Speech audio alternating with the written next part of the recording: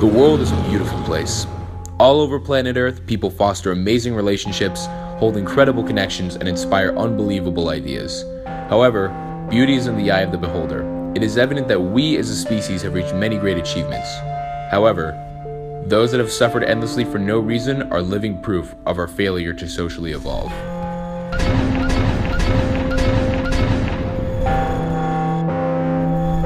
Basically, how it's defined is, it's any hostility towards an individual because of race, religion, national origin, ethnicity, sexual orientation, disability, gender, or anything with the intention to cause fear and intimidation. So all those groups that we just said it's a huge spectrum of people. I would say that any group of people, no matter what, could be victims of hate crime. Israel is a settler colonial project that does not have the right to exist. The Zionist state of Israel, in and of itself, is a crime against humanity. Two-state solution is off the table. No, one state. 1974, I was president of Temple Bethel, and there was a tremendous amount of anti-Semitism in La Jolla. We decided to tell the owner that we were developers. We certainly weren't going to say we're from a synagogue.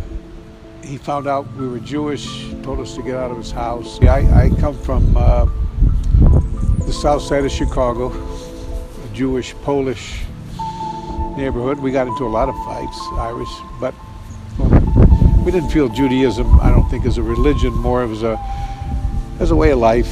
We moved out here, and there was no Jewish identity in the north side of the city. We didn't quite understand what they had against us. We weren't going to turn anything into a slum. If anything, we were trying to make things better for them. But I don't think there's a Jew that's over 25 years old that hasn't had some sort of an understanding that there's people that just don't like us because we're Jewish.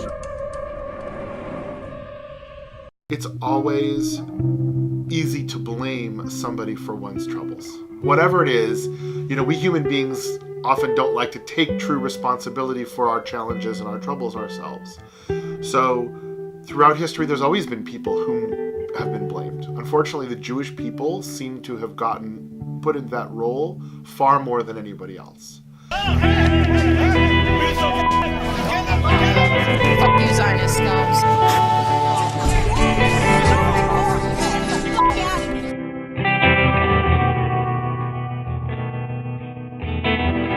Anti-Semitism is a form of prejudice.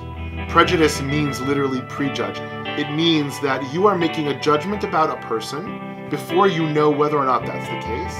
You're making a judgment about that person based on, very often, one other person that you may have met that acted in that way, and then now you're going to say, well, all Jews will act that way. So anti-Semitism is a form of prejudice. And as I said, it comes from ignorance, and it also comes sometimes from maliciousness.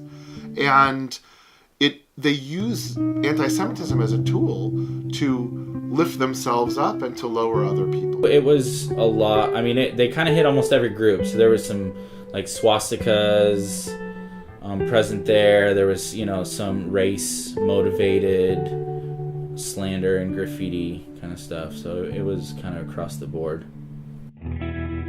As we have evolved, for better or worse, hate is one of the social flaws that humanity as a whole has failed to surpass. But the question is, will we ever, or are we forever destined to bring endless pain upon each other?